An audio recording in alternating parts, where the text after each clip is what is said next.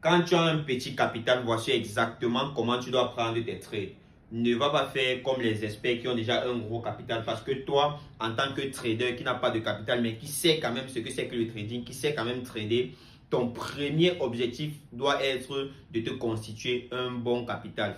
Et pour ça, je te déconseille vivement d'aller te diriger vers les propres films. C'est pour les faibles, c'est pour les paresseux. L'argent des propres films, c'est pas ton capital. Trade avec ton capital. Plusieurs personnes, parce qu'ils n'ont pas de capital, prennent 50 dollars pour partir acheter un compte propre film. Tout simplement parce qu'ils se trouvent dans l'incapacité de trader avec leur petit capital jusqu'à constituer un gros capital. Parce qu'en trading, si tu ne parviens pas à manager un petit capital jusqu'à ce que ça devienne un gros capital, ça veut dire que tu n'es pas un trader rentable. Tu dois être en mesure de manager ton petit capital jusqu'à le ramener à un gros capital.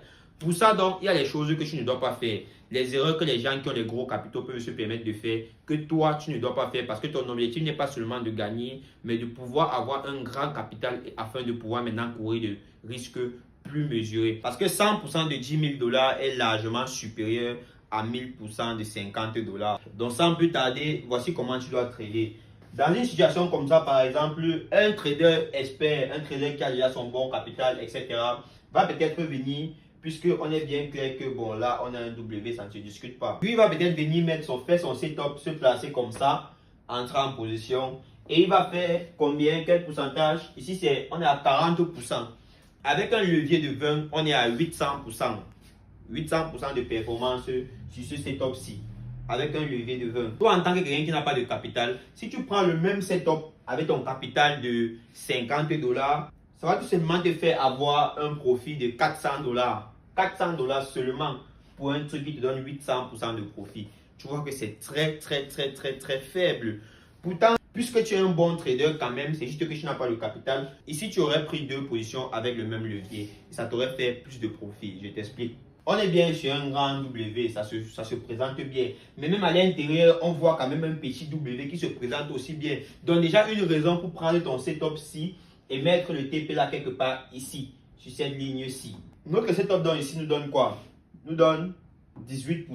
18% ici avec un levier de 20, ça nous donne 360%. Donc tu viens de faire 360% de tes 50 dollars. En gros, tu as pris un profit de 180 dollars et ton capital maintenant est déjà à 230 dollars. Une fois que ton TP est touché ici, on est d'accord que pour que le prix continue et traverse considérablement cette zone-ci, il faut bien qu'il vienne retester exactement sur le milieu de ce W, parce qu'ici on a un order bloc qui doit être cassé et retesté pour que le prix aille à la hausse. C'est donc ça qui est représenté ici. Donc, tu es sorti ici, tu attends ta confirmation ici et tu entres encore, mais cette fois avec un capital de 230 dollars. Donc maintenant, tu places ton deuxième setup avec ton stop loss directement en bas du dernier BOS. Et maintenant, tu mets le TP au même endroit que tu aurais mis au départ. Ici, on a une performance de 25% seulement. Mais là, ici, c'est 25% de 230 dollars.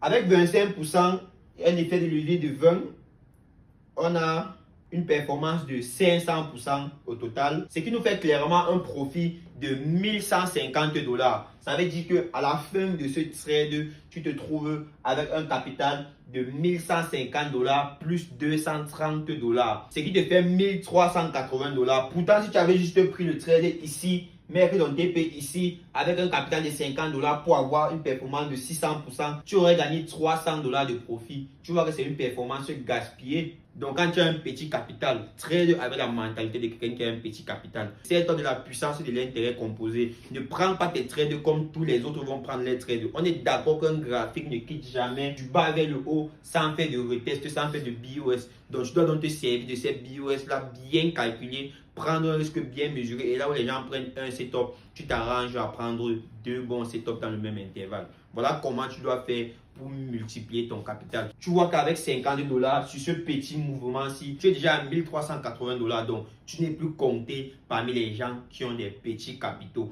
Maintenant, avec tes 1380 dollars, tu peux déjà prendre plusieurs positions simultanément sur le marché et essayer de faire grandir encore ça jusqu'au capital qui te plaît. Quand tu fais ça, quelqu'un qui a pris un compte propre film ne va jamais t'atteindre. Quelqu'un qui a pris un compte propre film ne va jamais avoir le même mindset que toi, la même mentalité de trader que toi. Parce que toi, tu sais manager ton capital. Un vrai trader, c'est celui qui sait manager un petit capital pour l'amener à un gros capital. Ce n'est pas quelqu'un que quand il a un petit capital, il peut faire fuir et partir acheter un compte propre firme avec un capital de 10 000 $, de 100 000 $ qui ne l'appartient pas. Oui, mais si tu cours un double risque, tu cours.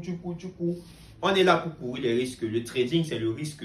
On est là pour courir les risques, mais quand même, c'est un risque mesuré et bien calculé selon une analyse technique. Ce n'est pas un risque pris au hasard. Si la vidéo t'a plu, like, republie. Dis-moi en commentaire ce qui te tracasse encore en trading et on verra comment gérer ça. On est ensemble.